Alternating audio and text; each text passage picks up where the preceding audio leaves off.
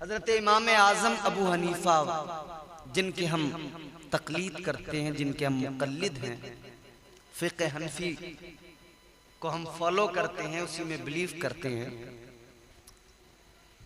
हजरत इमाम आज़म अबू हनीफा रहमतुल्लाह अलैह अपने वक्त के बड़े जय्यद आलिम, एक खातून आपकी बारगाह में आई और आकर उसने कहा कि अपने कुछ सवालात किए, हजरत ने जवाब दिए, लेकिन आपने उस बूढ़ी औरत से, उस खातून से फिर एक सवाल किया। पहली बात तो यह है ना कि दुनिया में बहुत सारे लोग ऐसे भी हैं जो खुदा के होने पर ही इत्तेफाक नहीं रखते। मुल्हिदीन वो कहते हैं दुनिया यूं ही चल रही है, कोई खुदा नहीं है। यूं ही कोई चीज चल सकती है? किसी ने मशीन बनाई है, बगैर बनाए बन सकती है? बगैर चलाए चल सकती है? नहीं ना। इमाम आज़म ने उस खातून से फरमाया कि तुम बताओ क्या अल्लाह है? मानती हो अल्लाह है? अल्लाह है या नहीं? उसने कहा जी हुजूर अल्लाह है। कहा अल्लाह है, ये बताओ तुम्हें किसने बताया, कैसे पता लगा? उस बूढ़ी औरत का जवाब सुनो, खुदा की कसम मचल उठोगे, ईमान ताजा हो जाएगा। हजरत इमाम आज़म अबू हनीफा ने फरमाया, ए खातून ये बता, अल्लाह है ये तुझे किसने बताया? कहने लगी हुजूर मैं गरीब औरत हूं, चरखा चलाती हूं। कहती है हुजूर मुझे मेरे चरखे ने बताया कि अल्लाह है। क्या बात। इमाम आज़म ने फरमाया, ए खातून चरखे ने कैसे बताया? तवज्जो करो। कहने लगी हजरत मेरे चरखे ने मुझे बताया। कहने लगी मेरा एक चरखा है, मैं गरीब औरत हूँ, चरखा चलाती हूँ, सूत बनाती हूँ, धागा तैयार करती हूँ, कॉटन पकड़ती हूँ, उसका धागा बनाती हूँ। कहने लगी हजरत मेरे चरखे ने बता दिया कि अल्लाह है। का कैसे बता दिया? कहने लगी हजरत जब मैं चरखे को चलाती हूँ चलता है, नहीं चलाती नहीं चलता। कहती है मेरा छोटा सा चरखा जब बगैर मेरे चलाए नहीं चलता, तो कायनात का इतना बड़ा चरखा बगैर किसी के चलाए कैसे चल सकता है? पता लग गया, मालूम हो गया इस चरखे को कायनात के चलाने वाला कोई है, जो चला रहा है वही खुदा है। कोई तो है जो निज़ाम हस्ती चला रहा है, वही खुदा है। तो हजरत ने फरमाया अच्छा ये बात तो समझ में आ गई कि अल्लाह है, लेकिन अब ये बताओ अगर खुदा है तो एक है या दो हैं, एक या एक से ज्यादा? कहने लगी हजरत एक। आप भी बोलो अल्लाह एक है। हम शुरू से अपने बच्चों को सिखाते नहीं, अल्लाह एक है, बेऐब है, लारैब है वो खुदा, वहदहू ला शरीक उसकी जात, आलिमुल गैब व शहादा, सब कुछ जानने वाला, सब कुछ खबर रखने वाला। हजरत ने फरमाया अल्लाह एक है, ये तुम्हें कैसे पता लगा? कहने लगी हजरत ये भी मुझे मेरे चरखे ने बताया। हजरत ने फरमाया चरखे ने कैसे बताया कि अल्लाह एक है? अब उस औरत का जवाब सुनो, खुदा की कसम ईमान ताजा हो जाएगा। कहने लगी हजरत मेरा चरखा, मैं एक हाथ से चरखा घुमाती हूँ, एक हाथ से सूत बनाती हूँ, धागा बनाती हूँ। इधर चरखा चलेगा, इधर धागा बनेगा, इधर एक हाथ से चरखा घूमेगा। कहने लगी हजरत अगर मैं चरखा चलाने के लिए एक और शख्स को बैठा लूं और मैं धागा पकड़ूं, सूत तैयार करूं और वो चरखा घुमाए तो गड़बड़ हो जाएगी। कहने लगी मेरा चरखा अगर दो लोग चलाएं तो बराबर नहीं चलेगा, इसलिए कि कभी वो तेज चला देगा, कभी आहिस्ता चला देगा।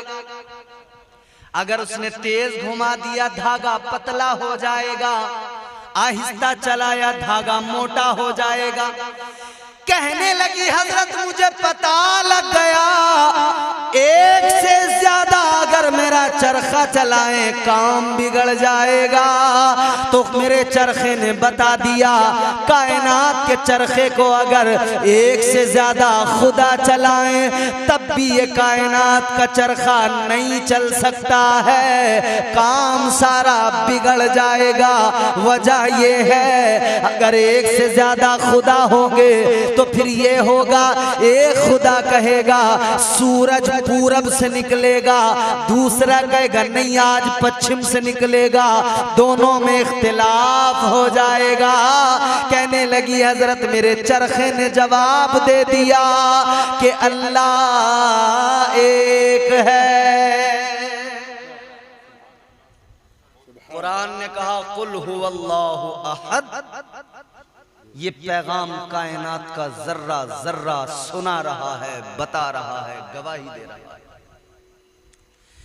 वो परवरदिगार, वो शान वाला मौला, वो हमारा खुदा। आगे बढ़ो, जहन करीब करो, अब उसके करम देखो, उसकी इनायतें देखो, उसका फजल देखो, उसके जूदो नवाल को याद करो, अल्लाह ताला के एहसानात तो देखो, उसकी रहमतें हम पर। हमारे शबो रोज गुनाहों में गुजर रहे हैं, सुबह बिस्तर से उठे गुनाह शुरू, दोपहर शाम रात तक तना तन गुनाह कर रहे हैं हम, बराबर गुनाह। और सबसे बड़ी गुनाह की मशीन हमारे हाथ में, ये हर बंदे के हाथ में है। बोलो है कि नहीं? किसी को इख्तिलाफ नहीं होगा।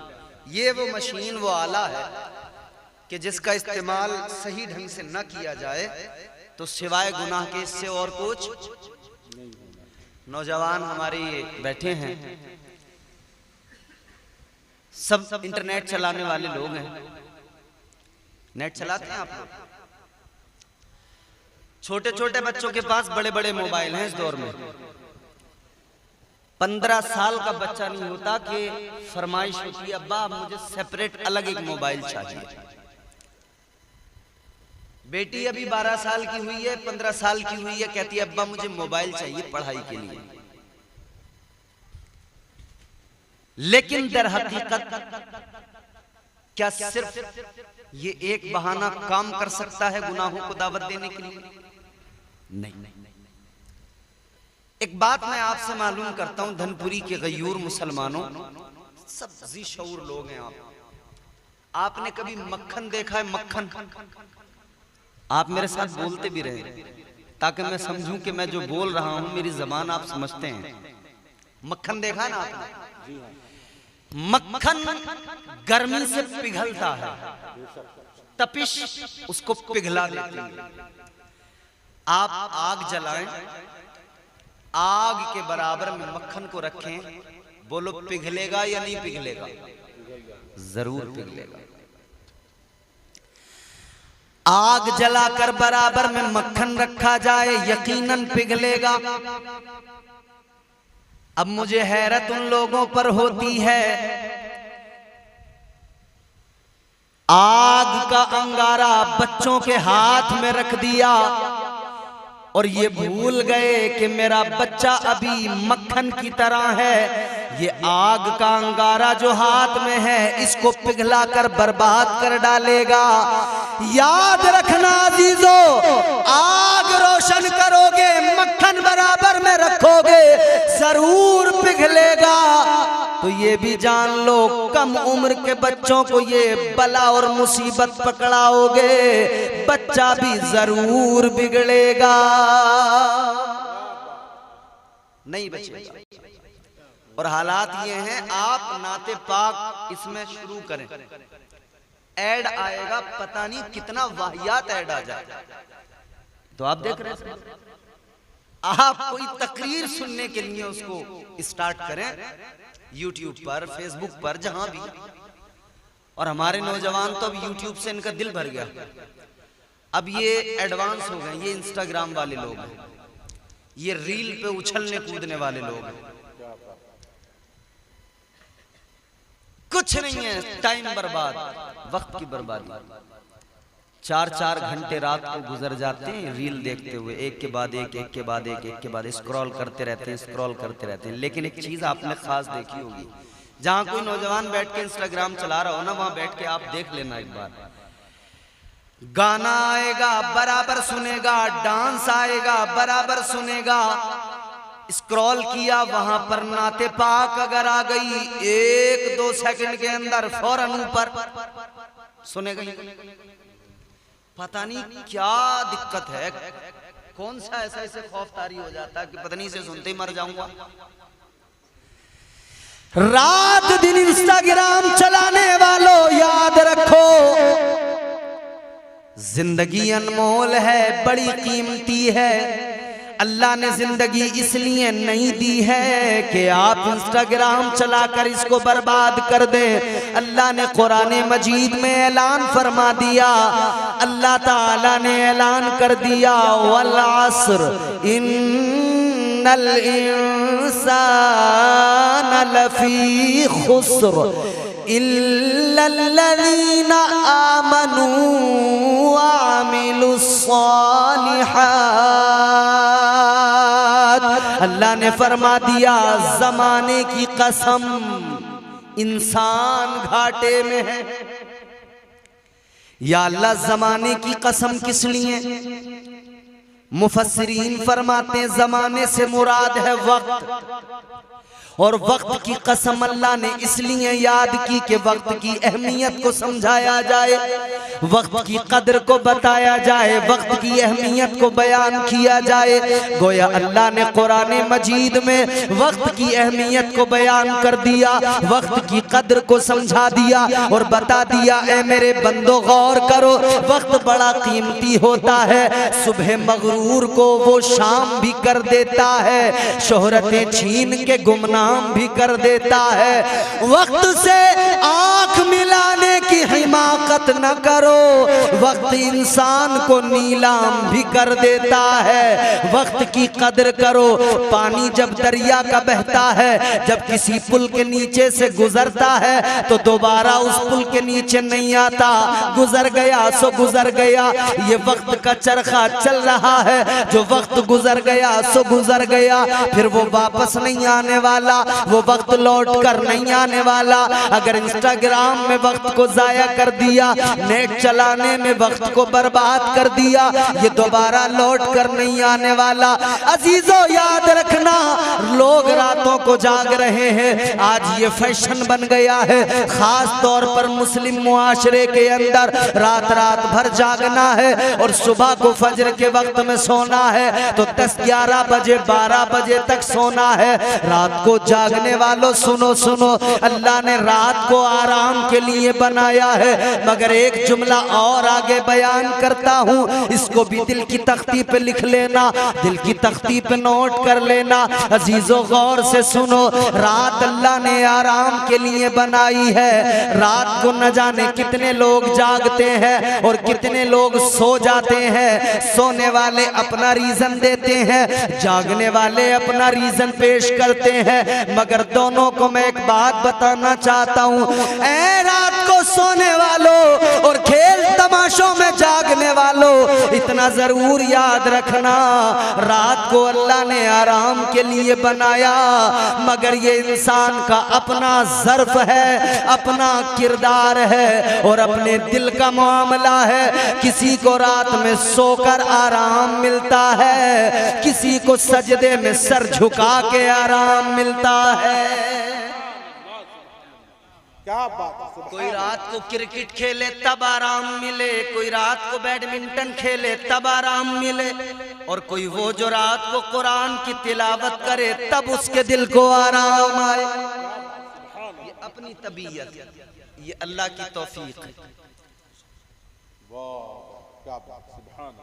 हम सुबह से लेकर शाम नेट चलाने वालों को एक जुमला और मेरा, नेट इसका माना आपको मालूम है, पढ़े लिखे लोग होंगे, जवान बच्चे, नेट किसे कहते हैं? नेट का माना क्या है और इसका इस्तेमाल क्या है? एक नेट वो है जो बीच में ग्राउंड में लगाकर बैडमिंटन खेला जाता है, उसको नेट लगाकर खेलते नहीं।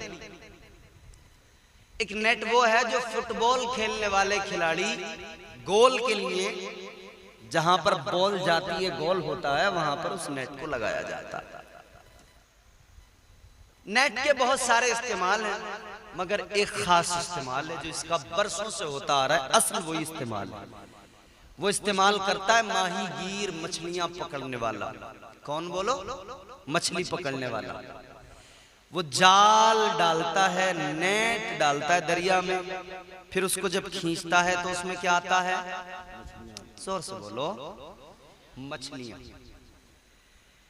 लेकिन अजीजों एक बात बताता हूं, जब वो नेट डाल के खींचता है सिर्फ मछलियां नहीं आती, साथ में गंदगी भी आती है, कचरा भी आता है तालाब का, गिलाजत भी साथ में आती है। नेट डाला, खींचा, मछलियां भी आई, गंदगी भी आई, गिलाजत भी आई, तो माहीगीर ने क्या किया?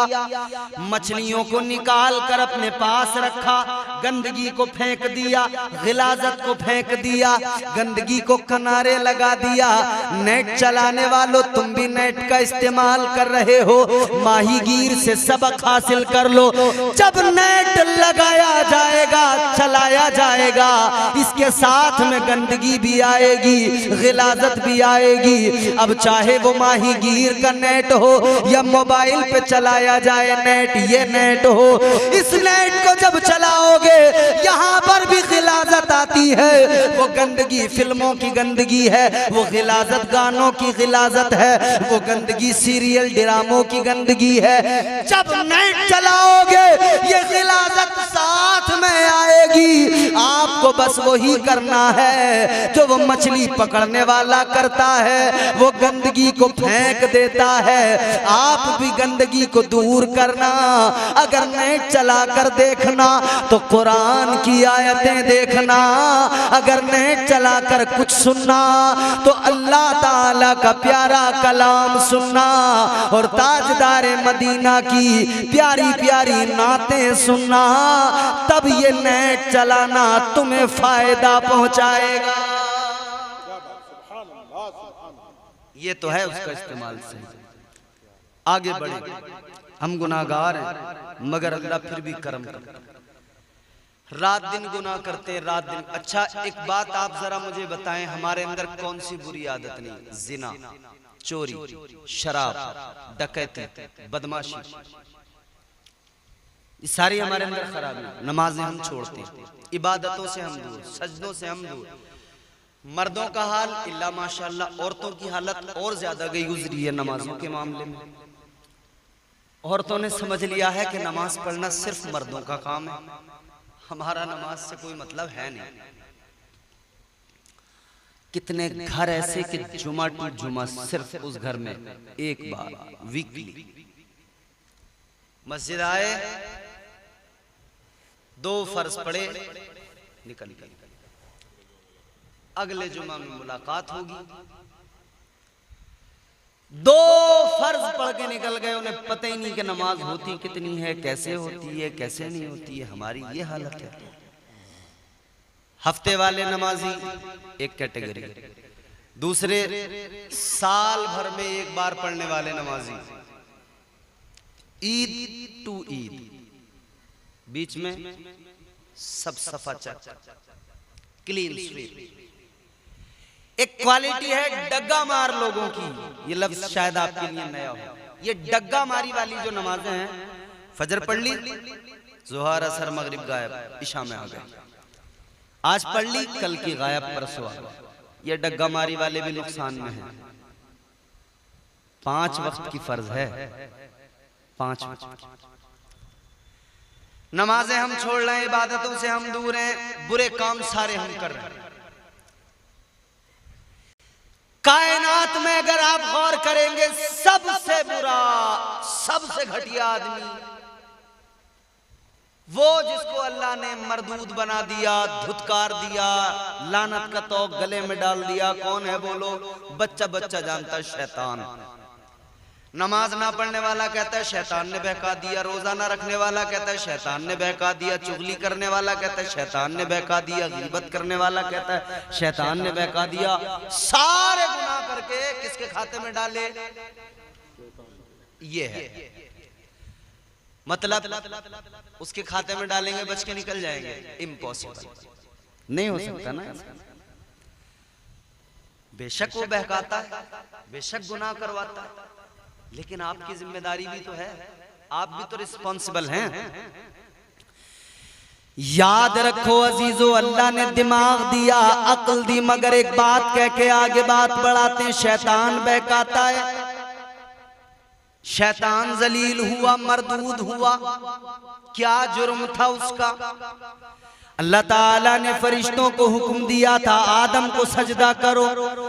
व इज़ क़ुलना लिल मलाइकति इसजुदू लि आदम फसजदू इल्ला इब्लीस।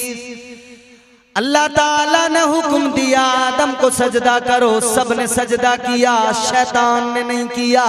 अल्लाह ने लानत का तौक गले में डाला, मरदूद बनाकर निकाल दिया। परवरदिगार ने फरमाया दफा हो जा, अल्लाह ने फरमाया निकल जा, अल्लाह ने मरदूद बना दिया। लेकिन अजीजों गौर करो, क्या किया? सजदा नहीं किया, अल्लाह का हुक्म नहीं माना है? और वो हुक्म नहीं माना जिसमें पैगंबर खुदा की ताजीम थी, ना मानने पर तौहीन हो गई। सारा मजमा, सारे मिंबर पे बैठे उलमा बताएं, क्या शैतान ने शराब पी थी? बोलो बोलो भाई। शैतान ने चोरी की थी? डांका डाला था? जिना किया था? क्या किया था? एक नाफरमानी, सजदा नहीं किया। सैकड़ों लाखों सजदे किए, वो एक नहीं किया। अल्लाह ताला ने फरमाया काला फखरुज मिनहा फइन्नका रजीम व इन्ना अलैका लानता इला यौमिद्दीन। अल्लाह ने दफा कर दिया, मरदूद बना दिया, फरमाया निकल जा, दफा हो जा। अल्लाह ने फरमाया तुझे कयामत तक के लिए लानती बना दिया गया। मगर सुनो सुनो, शैतान जाते जाते कहने लगा या अल्लाह जा तो रहा हूँ मगर ज्यादा दूर नहीं जाऊंगा। फरमाया परवरदिगार ने कहाँ जाएगा? कहने लगा लअक़उदन्न लहुम सिरातकल मुस्तक़ीम।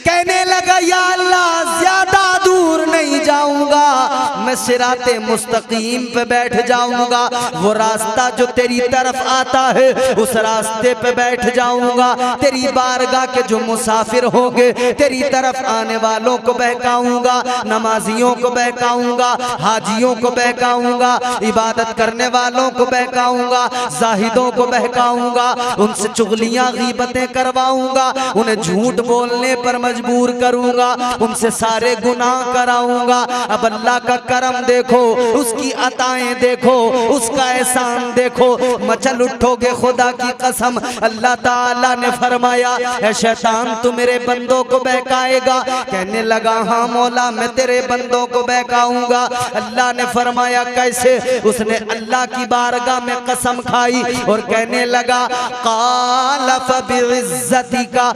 लअग़वियन्नहुम अजमईन। कहने लगा या अल्लाह तेरी इज्जत की कसम है तेरे बंदों को जरूर बहकाऊंगा, जरूर उन्हें गुमराह करूंगा। अल्लाह ने फरमाया कैसे बहकाएगा? कहने लगा या अल्लाह सामने से वार करूंगा, सामने से बहकाऊंगा। कहता या अल्लाह पीछे से वार करूंगा, पीछे से भी गुनाह कराऊंगा, बहकाऊंगा। कहता या अल्लाह दाईं जानिब से, सीधी तरफ से, दाईं जानिब से भी आकर बहकाऊंगा, बाईं जानिब से आकर भी बहकाऊंगा। कहने लगा या अल्लाह चारों तरफ से हमले करूंगा, चारों तरफ से बहकाऊंगा, चारों तरफ से वार करूंगा। अल्लाह ताला ने फरमाया शैतान तू चार तरफ से बहकाएगा, चार समतों का तूने इंतखाब किया है, चार साइडों को तूने चुना है, मगर दो समतों को तूने छोड़ दिया। तू क्या समझता है? तू अगर बहकाएगा तो तूने क्या समझा है? क्या मैं अपने बंदों को यूं ही अकेला छोड़ दूंगा? अल्लाह ने फरमाया हरगिज नहीं। तूने 4 समतों को चुना है, 2 समतों को छोड़ दिया। 4 साइडों को चुना, 2 को छोड़ दिया। एक नीचे वाली साइड को छोड़ दिया, एक ऊपर वाली समत को छोड़ दिया। अल्लाह ने फरमाया तू 4 तरफ से बहकाएगा, मैं 2 तरफ से अपने बंदों पे करम करता जाऊंगा। या अल्लाह कैसे? परवरदिगार ने फरमाया सुन ले शैतान,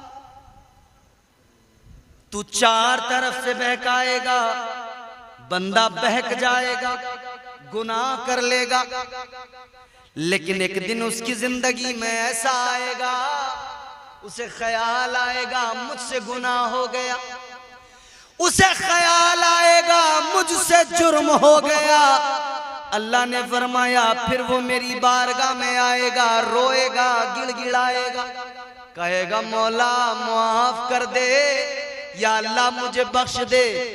अल्लाह ने फरमाया जब वो मेरी बारगाह में आएगा, यूं ऊपर को हाथ उठाएगा और कहेगा मौला माफ कर दे। रब ने फरमाया मैं ऊपर से करम करूंगा, अपने बंदे के सारे गुनाहों को माफ कर दूंगा। वो जब आएगा सजदे में सर झुकाएगा, जमीन पे पेशानी रखेगा और मुझसे कहेगा मौला माफ कर दे। अल्लाह ने फरमाया नीचे से करम करूंगा, मैं बंदे के सारे गुनाहों को माफ कर दूंगा। वो नवाजने पे आए तो नवाज दे जमाना, वो नवाजने पे आए तो नवाज दे जमाना। वो करीम ही जो ठहरा तो करम का क्या ठिकाना। आखिरी बात सुने, गुफ्तगू को खत्म करते हैं।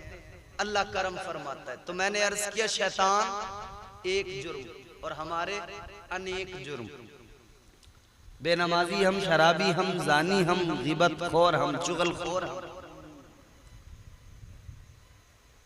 पहले की उम्मतों ने अगर जुर्म किए ना, अजाब आ गया, सजाएं दी, अल्लाह ने छोड़ा नहीं।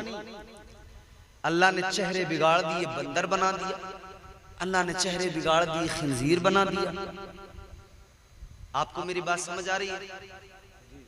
मेरा मिजाज है, मैं कुरान लोगों तक पहुंचाता हूं, सुनाता हूं, और यकीनन कुरान करीने जिंदगी है, दस्तूर हयात है। कुरान समझें, कुरान पढ़ें। अल्लाह ताला कितना मेहरबान है, किस दर्जा करीम है। हम गुनाह बहुत करते हैं मगर उसका करम देखें। अल्लाह ने किसी को बंदर बनाया, किसी को अल्लाह ने खिंजीर बनाया, किसी पर अल्लाह ने पत्थरों की बारिश फरमा दी। एक गुनाह पर ये हाल किया, एक जुर्म पर ये हाल किया। हमारे सैकड़ों जुर्म हैं फिर भी अजाब नहीं आता, सैकड़ों खताएं हैं मगर फिर भी अजाब नहीं आता। किस लिए नहीं आता?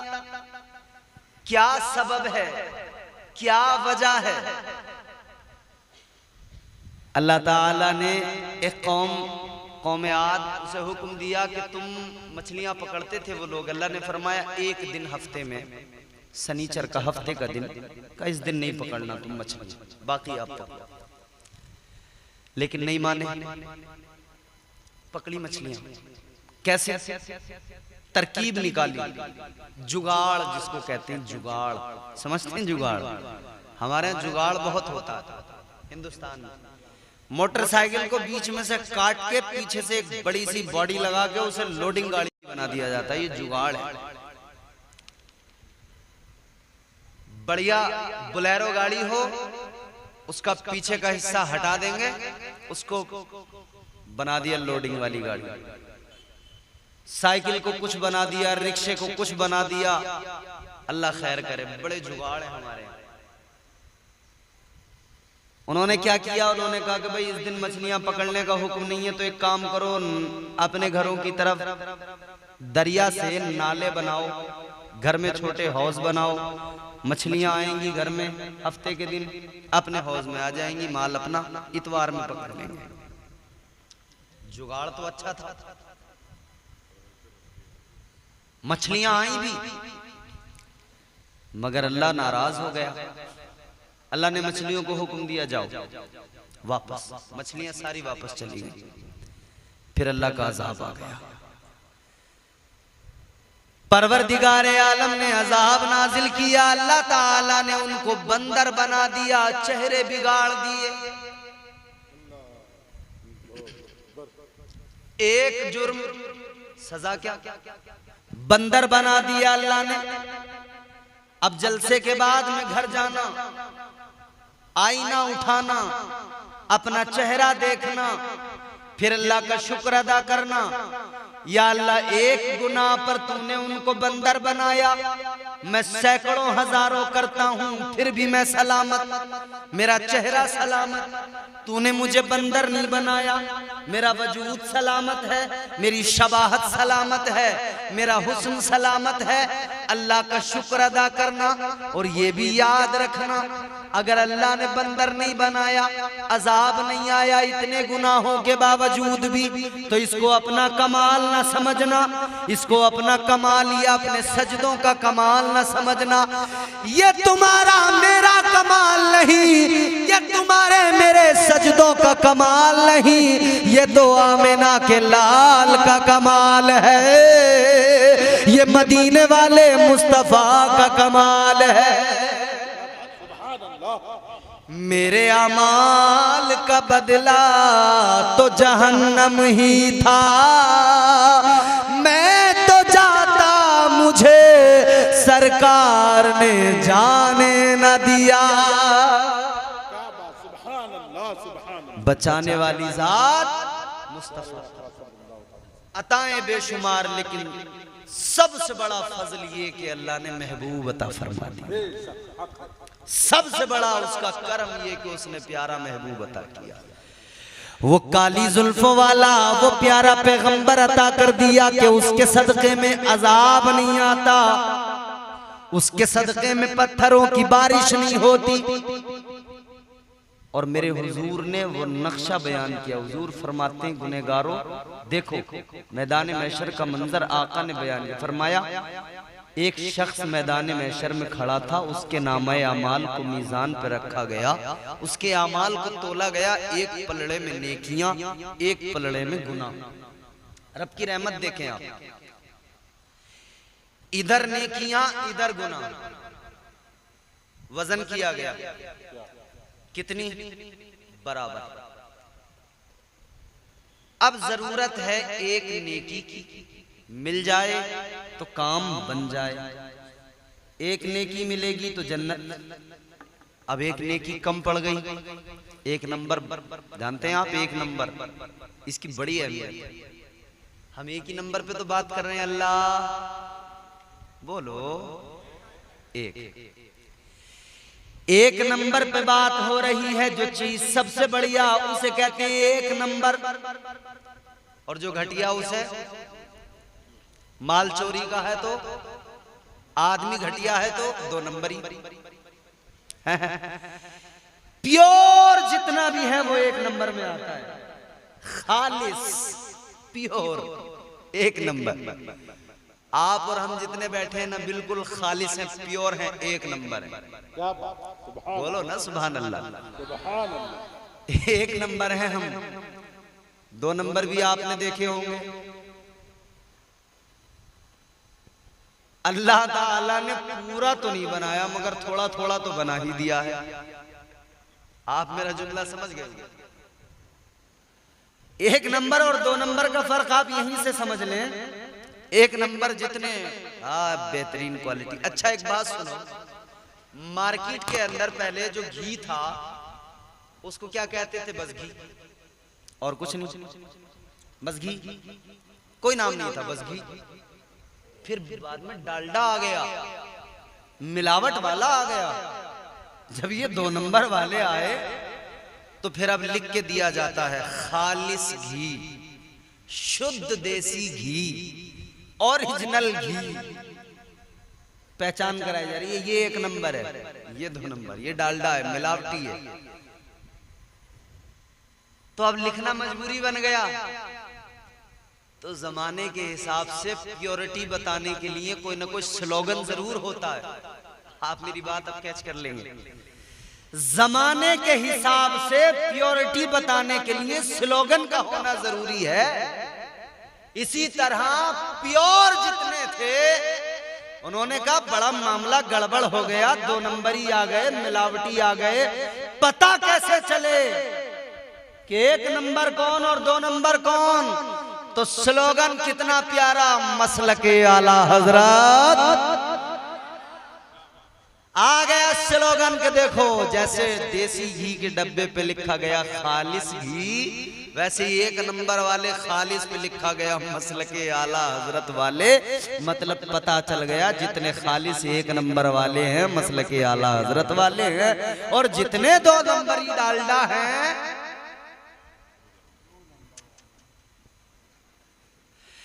गौर करो मेरे अजीजों। 1 नंबर बड़ा इंपॉर्टेंट, एक नेकी कम पड़ गई। अब परेशान या अल्लाह क्या करें।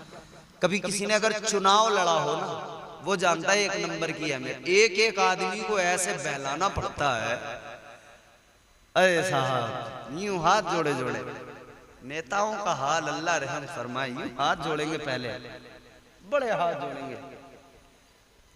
वो किसी शायर ने मिजाह के तौर पर कहा था ना, जब इलेक्शन में खड़ा हो जाऊंगा।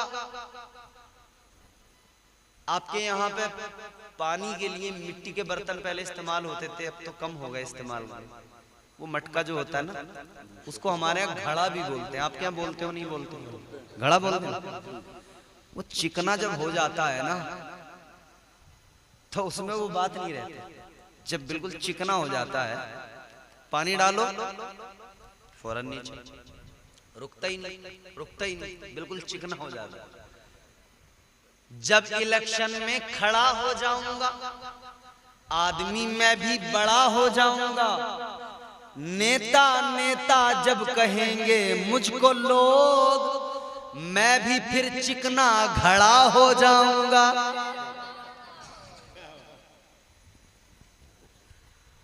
वोट हम ही को देना, हम गली आपकी ठीक करा देंगे। और नेता बनते गली पूरी आपकी खा गया अकेला। इसने जरा सा रहम न किया, पूरे रास्ते खा गया, कॉलोनियां खा गया। वो लैट्रिने बनने के लिए गवर्नमेंट ने पैसे दिए, वो लैट्रिने खा गया, कुछ नहीं छोड़ा इसने। डकार नहीं लेता, बगैर डकार के हजम कर लेता, सब खा जाता। एक आदमी को इलेक्शन में बहलाएगा, फुसलाएगा, किसी भी तरह वोट न जाए इधर उधर। अगर कोई बंदा 1 वोट से हार जाए, कोमा में चला जाएगा, यही सोचने में रह जाएगा कि वो 1 वोट आखिर किसका था जिसने मुझे हरा दिया। हिसाब ही लगाता रहेगा पूरे 5 साल, कोमा में चला जाएगा कि भाई मैंने तो उसे भी पैसे दिए, उसे भी पैसे, शायद वो था जिसने वोट नहीं दिया, शायद उसने नहीं दिया। अरे कोई एक कम वक्त मुझे वोट डाल देता, मैं जीत जाता, मेरा काम बन जाता। 1 नंबर की बड़ी अहमियत। इसकी नेकियां एक पलड़े में, गुनाह एक पलड़े में। हुजूर फरमाते सहाबा से कि 1 नेकी कम पड़ गई, अब ये परेशान है, क्या करूं, 1 नेकी कम पड़ गई। परवरदिगारे आलम ने फरमाया 1 नेकी कम पड़ गई, सुन ले, मैं तेरा रब हूं, तुझ पे बेशुमार करम किए, 1 करम और करता हूं। जा चला जा, अहले महशर अव्वलीन आखिरीन सब जमा हैं, ट्राई कर ले, 1 नेकी लेके आ जा। अगर कोई दे सके तो 1 नेकी लेके चला। एक नेकी लाएगा तू जन्नत में चला जाएगा, एक नेकी लाएगा जन्नत का हकदार बन जाएगा। अब सुनो अजीजों, ये निकला एक नेकी की तलाश में मैदान महशर के अंदर। इसने सोचा किससे नेकी मांगू, किसके पास जाऊं, तो जहन में बात आई, ख्याल आया, एक ही जात है जिसे सबसे ज्यादा मेरा ख्याल है, एक जात है जिसने सबसे ज्यादा मुझसे प्यार किया है। फौरन दिमाग ने फैसला दिया, वो मेरी माँ है कि माँ ने बड़ा प्यार किया। कितना 9 महीने तक शिकम में रखा, फिर मेरी पैदाइश हुई तो माँ बहुत रोई, बहुत चीखी, बहुत तड़पी। फिर माँ ने मुझे पाला, परवरिश की, गीले में सोई, सूखे में सुलाया। ये माओं की कुर्बानियां, मेरी माएं बहनें बैठी हैं, ये इनकी कुर्बानियां हैं। वो जो बच्चे की विलादत के वक्त में जो तकलीफ होती है ना, उसका आप तसव्वुर नहीं कर सकते। मर्द हजरात, वो बड़ी सख्त तकलीफ है। आजकल तो दौर बदल गया, माँ का मर्तबा इतना बुलंद क्यों? हुजूर ने फरमाया माँ के कदमों में जन्नत है। क्या है? माँ के कदमों में जन्नत। मुनव्वर राना ने कहा, बुलंदियों का बड़े से बड़ा निशान छुआ, उठाया गोद में माँ ने तब आसमान छुआ। माँ की वो शान है, माँ वो अजमत वाली, वो प्यारी शख्सियत, वो प्यारी जात। आका ने फरमाया माँ के कदमों में जन्नत, लेकिन बाप का भी मकाम हुजूर ने घटाया नहीं। फरमाया तेरी जन्नत तेरे माँ के कदमों में है, मगर तेरी माँ की जन्नत अपने शोहर के यानी तेरे बाप के कदमों में। माँ की भी इज्जत कर, बाप का भी अदब कर। माँ के कदमों में जन्नत है तो बाप जन्नत का बोलो दरवाजा है। क्या है बोलो? धनपुरी वालों जोर से बोलो, क्या है? दरवाजा। एक आदमी अपने अब्बा को पकड़ कर धो रहा था, तबीयत से ठुकाई कर दी उसने। अब किसी नेक आदमी ने, मौलाना आफाक जैसे किसी शख्स ने कह दिया कि भाई क्यों मार रहा है? अल्लाह के बंदे, बाप को क्यों मार? कहने लगा मौलाना साहब कुछ नहीं, वो जन्नत का दरवाजा थोड़ा टेढ़ा हो गया था, मैं उसको सीधा कर रहा हूं। बाप की भी कद्र, माँ की भी कद्र। लेकिन एक चीज यहाँ पे मैं बात बड़ी खास है, माँ जब बच्चा पैदा होता है बहुत दर्द उसे सहना होता है, बहुत तकलीफ। आजकल क्या हो रहा है? ऑपरेशन, वो दर्द ही खत्म हो गया। डॉक्टर ने कहा बिल्कुल अभी खत्म करते हो, इंजेक्शन एक लगाया, दर्द पूरा खत्म, वो पड़ी है बेहोश, इधर बच्चे की विलादत, कुछ नहीं, पेट काटा निकाल लिया, टांके लगाए, खत्म, खलास। हुजूर की बारगाह में एक शख्स आया, उसने कहा या रसूल अल्लाह, मैंने चिलचिलाती धूप में, गर्मी शदीद है, अपनी माँ को अपने कांधों पे बिठाया, काबे के अंदर लेके आया। कहता हुजूर ऐसी गर्मी, ऐसी धूप कि गोश्त का टुकड़ा अगर चट्टान पे रखा जाए तो वो भुनकर कबाब बन जाए, इतनी सख्त गर्मी का। हुजूर उस गर्मी में, उस चिलचिलाती धूप में मैंने अपनी माँ को कांधों पे बिठाया और मैंने लाकर खाने काबा का तवाफ कराया। हुजूर ये बताएं क्या ये माँ का जो मुझ पे हक था अदा हो गया? हुजूर ने फरमाया माँ का हक अदा हो गया? कैसी बात करता है? जब तू पैदा हुआ था तेरी विलादत के वक्त में तेरी माँ की एक चीख निकली थी, दर्द के सबब एक चीख निकली थी। आका फरमाते उस एक चीख का भी अभी तूने हक अदा नहीं किया। वो माँ है। इसे ख्याल आया माँ से ज्यादा प्यार करने वाला कौन होगा? माँ के पास गया, अम्मा आज महशर में तेरा बच्चा परेशान है और इतनी सी बात है, एक नेकी कम पड़ गई है, अम्मा एक नेकी दे दे, तेरा लाल जन्नत में चला जाएगा। माँ ने कहा बेटा ये दुनिया नहीं है, बहुत किया तेरे लिए मैंने दुनिया में, सब कुछ तेरे लिए किया दुनिया में, हद हो गई ना। बच्चे की खुशी माँ की खुशी, बच्चे का गम माँ का गम। इस पंखे को बंद कर दें या फिर थोड़ा इधर कर दें। बच्चे की खुशी माँ की खुशी, बच्चे का गम माँ का गम। यानी माँ ऐसे राजी हो जाती है, अपनी औलाद के गम को अपना गम बना लेती है। वो रजा सिरसवी एक शायर है, बस ठीक है, ठीक है। ये इधर आवाम पब्लिक की तरफ करो थोड़ा भाई, लोगों को भी हवा ये भाग ना जाए कल से, इनका ख्याल रखो भाई। थोड़ा पंखे वंखे हमारी तरफ भले ना हो, इनकी तरफ रखो जरा। अल्लाह खुश रखे। बड़े अच्छे लोग, मुझे बड़ा अच्छा लगता है ऐसे लोग जब सुनने वाले मिलते हैं तो।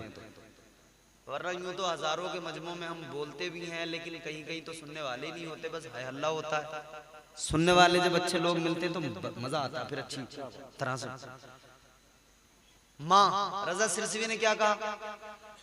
कब्र की आगोश में जब थक के सो जाती है माँ, तब कहीं जाकर रजा थोड़ा सुकून पाती है माँ। मांगती ही कुछ नहीं अपने लिए अल्लाह से, अपने बच्चों के लिए दामन को फैलाती है माँ। अपना गम जो बच्चों का गम वो माँ का गम, जो बच्चों की खुशी वो माँ की खुशी। का अम्मा एक नेकी दे दो, माँ ने कहा बेटा दुनिया में तेरे लिए सब कुछ कर दिया, इधर कोई उम्मीद न लगा, इधर कोई तवक्को न रख, इसलिए कि यहाँ नफसी नफसी मुझे अपनी फिक्र है, तू अपनी फिक्र कर ले। आज मैं तुझे कोई नेकी नहीं दूंगी। इतना सुना मायूस हो गया। अब सोचा अब्बा के पास जाऊं, अपने बाप से जाकर बोला अब्बा तुमने सारी जवानी मेरी पढ़ाई लिखाई तरबियत परवरिश में लगा दी, मकान बना के दिया, जमीन खरीद के दी, सब कुछ किया, आज एक मेहरबानी और कर दो, एक नेकी दे दो। अब्बा ने कहा इम्पॉसिबल, मुझे अपनी फिक्र है, जाओ। माँ ने इनकार किया, बाप ने इनकार किया, भाई ने इनकार किया, दोस्त ने इनकार किया, रिश्तेदार ने इनकार किया। कल किसी से इनकार सुनने से बेहतर है आज कुरान सुन लो। कल कोई इनकार महशर में सुनो, उससे पहले आज कुरान सुन लो और समझ जाओ।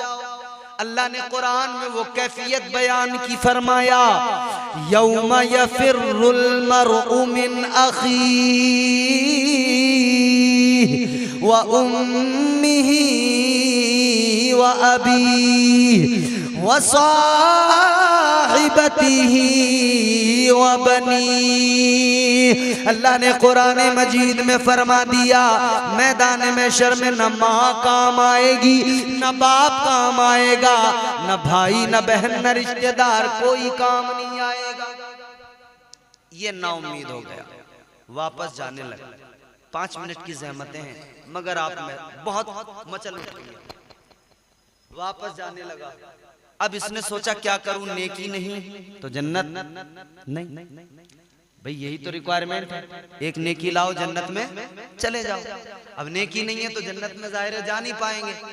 इसने कहा अब क्या करूं, उदास हो गया, सर झुका लिया, उदास होकर दोज़ख की तरफ चल पड़ा। जहन्नम की तरफ जाते हुए इसे एक इंसान मिला, इसने उसको देखा, उसने इसको देखा, उसने कहा क्यों इतना उदास है? कहा मेरी उदासी मत पूछ, एक नेकी के सबब मैं जन्नत में जाने से रह गया। तू मेरी उदासी क्या जान, क्या समझ सकता है, मेरे दर्द को तू क्या समझ सकता है? एक नेकी होती मैं जन्नत में चला जाता, एक कम पड़ गई, तू मेरा दर्द नहीं समझेगा। उसने कहा मैं तेरा दर्द समझ रहा हूं मगर सुन ले, इतना मायूस क्यों होता है? एक ही तो कम पड़ी है, जन्नत में जाने के लिए एक ही तो कम पड़ी है। नेकियां तो हैं तेरे पास, काफी हैं, बस एक कम पड़ी। कहता मेरा हाल तो जान ले, मेरी कैफियत तो जान ले। तेरे पास बहुत नेकियां, एक कम, मेरे पास बहुत गुना, बस एक नेकी। मैं तो एक नेकी के सबब जन्नत में जा ही नहीं सकता, तो तू मेरी हालत भी तो देख, तेरे पास नेकियां तो हैं कम से कम, मेरे पास तो कुछ भी नहीं। मगर कहने लगा चल मायूस ना हो, मायूस ना। कहता है तेरे पास में एक नेकी कम और मेरे पास एक के सिवा दूसरी कोई नहीं। कहता चल मैं तो अपनी नेकी से जन्नत में जाने से रहा, मैं तो ये नेकी साथ लेकर दोज़ख में जा रहा हूं। ये नेकी हो तब भी दोज़ख में जाऊंगा, ये नेकी ना हो तब भी दोज़ख में जाऊंगा, मगर तुझे अगर एक मिल जाए तू जन्नत में चला जाएगा। कहने लगा ले भाई एक नेकी मेरे पास है, तू ले ले, तू कम से कम जन्नत में चला जा। इसने नेकी दी, इसने नेकी ली, अल्लाह की बारगाह में आया, खुश हो गया, नेकियों के पलड़े में लाकर नेकी को रख दिया। अब ये वजनी हो गया। अल्लाह ने फरमाया तू नेकी ले आया, अब तू जन्नत का हकदार हो गया, हुक्म हो गया जन्नत में दाखिल हो जा। ये बड़ा मसरूर है, बड़ा मगन है, खुश हो गया, मेरा महशर में काम बन गया, एक नेकी कम थी मिल गई। अब ये जन्नत की तरफ जैसे चल पड़ा। अब सोचो जरा कितनी मेहनत की इसने, कितना घूमा है, कितना इसने नेकी तलाश की, मगर फिर एक नेकी मिली। इतनी मेहनत मशक्कत के बाद में कैसी खुशी मिली होगी। जन्नत की तरफ जा रहा था कि परवरदिगार ने फरमाया ओ जन्नत में जाने वाले जरा रुक जा, ठहर जा। घबरा गया, अब पता नहीं क्या होगा। इतनी मेहनत के बाद में काम बना था, जन्नत का परवाना मिला था, अब घबरा गया, अल्लाह खैर करे होगा क्या। अल्लाह ने फरमाया रुक जा। अब अल्लाह का करम देखें, उसकी अताएं देखें। अल्लाह ने फरमाया ये बता नेकी कहां से लाया, किसने दी। महशर है, नफसी नफसी है, किसने दी। कहता या अल्लाह मैं मायूस होकर जब दोज़ख की तरफ जा रहा था तब एक बंदा मिला, पूरा वाकया सुनाया का अल्लाह उसने दी। परवरदिगार ने फरमाया जिससे नेकी लाया है जा एक काम कर, उसे तलाश कर, जल्दी लेके आ, मेरी बारगाह में लेकर आ। ये दौड़ा दौड़ा गया, उसको जाकर पकड़ा, कहा भाई जल्दी चल अल्लाह की बारगाह में, परवरदिगार की बारगाह में चल। उसको लेकर आया। अल्लाह ताला ने फरमाया, परवरदिगार ने फरमाया तूने इसको नेकी दी। कहा या अल्लाह मैंने दी। अल्लाह ने फरमाया तूने दी। हाँ। क्यों? या अल्लाह एक ही थी, मेरे तो किसी काम की थी नहीं, बस मैंने सोचा यही जन्नत में चला जाए, इसका ही काम बन जाए, मैंने दे दी। अल्लाह ने फरमाया इसका मतलब तूने महशर में सखावत दिखाई। सखावत दिखाई, बहुत सुभान अल्लाह। वो भी महशर में एक नेकी जो तेरे पास थी तूने इसको दे दी सखावत। तू तो सखी है, या अल्लाह बस दे दी। परवरदिगार ने फरमाया तू बंदा हो के सखावत दिखाए, मैं रब हो के सखावत क्यों ना दिखाऊं। अल्लाह ने फरमाया मैं सखियों का सखी, सबसे बड़ा सखी। जब तू बंदा हो के सखावत दिखाए तो मैं रब होकर सखावत क्यों ना दिखाऊं। अल्लाह ने फरमाया तेरी सखावत ये एक नेकी देकर तूने इसे जन्नती बनाया, तेरे रब की सखावत ये कि तेरे गुनाहों को नेकियों में बदल कर मैं तुझे जन्नत का परवाना अता कर रहा हूं। वो नवाजने पे आए तो नवाज दे जमाना, वो करीम ही जो ठहरा तो करम का क्या ठिकाना। कुल हु अल्लाहु अहद, अल्लाह कह दो वो अल्लाह एक है। वो बड़ी बरकत वाली अजमत वाली जात है। कुलिल्लाहुम्मा मालिकल मुल्की तुअतिल मुल्का मन तशा व तंज़िउल मुल्का मिम्मन तशा व तुइज़्ज़ु मन तशा व तुज़िल्लु मन तशा। कुरान कहता यूं अर्ज करो ऐ हमारे परवरदिगार, कुल कायनात के मालिक, सल्तनत तेरी, बादशाहत तेरी, खजाने तेरे, और तू ही नवाजने वाला, जिसे चाहे सल्तनत अता कर दे, जिसे चाहे बादशाहत अता कर दे।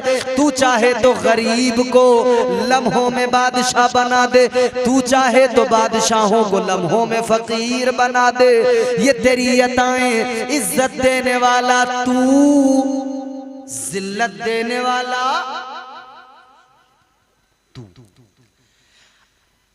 अल्लज़ी खलक़ल मौत वल हयात लियब्लुवकुम अय्युकुम अहसनु अमला। जिंदगी मौत का मालिक भी परवरदिगार कुल हुवल्लाहु अहद, उस रब का शुक्र अदा करें, हर लम्हा शुक्रगुजार बने कि उसका करम है हम पर कि उसने हमें और आपको इंसान बनाया, साहिब ईमान बनाया और हम सबको मुस्तफ़ा का गुलाम बनाया, हुजूर का उम्मती बनाया। तो बंदे का रब से रिश्ता मजबूत होना चाहिए और ऐसा रिश्ता हो जैसा रिश्ता मौला अली ने बताया ना कि बंदा रब की बारगाह में खड़ा हो नमाज के लिए और अपनी मोहब्बत वारिफगी अकीदत का इजहार करे तो अंदाज यूं हो कि जब नमाज की नीयत कर लेना तो फिर यूं उसकी कैफियत हो कि गोया वो खुदा को देख रहा है। ये नहीं हो सकता तो आसान किया कि कम से कम इतना तो हो कि मैं खुदा को अगर नहीं देख रहा तो मेरा खुदा मुझे अल्लाह हर हाल में देख रहा है। अल्लाह से अपना रिश्ता मजबूत करें। आज की महफिल अल्लाह ताला की अजमत व पाकीज़गी और उसकी बुजुर्गी व बरतरी के नाम अल्लाह ताला हमारी इन महफिलों को कबूल करे और परवरदिगार हम सबको यूं ही हक सुनने समझने और उस पर अमल करने की तौफीक अता फरमाए।